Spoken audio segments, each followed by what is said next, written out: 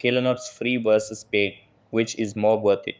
Hey guys, in this video, I'm going to compare and tell you about the pros and cons of Kilonotes free and Kilonotes paid.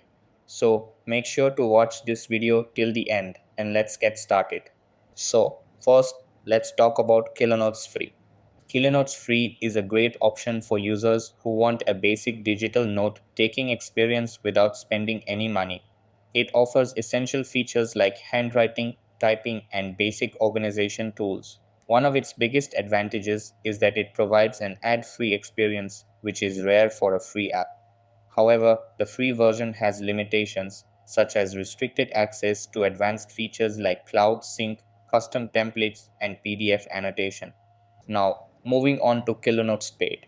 Kilonotes Paid unlocks additional features that enhance productivity and organization.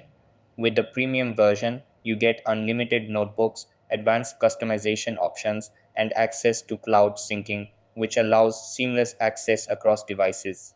It also supports importing and annotating PDFs, making it useful for students and professionals.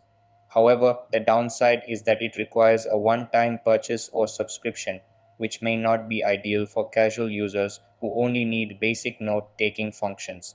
So that's basically the main differences between Kilonotes free and Kilonotes paid, which will help you in choosing the right one for you. So that's all for this video.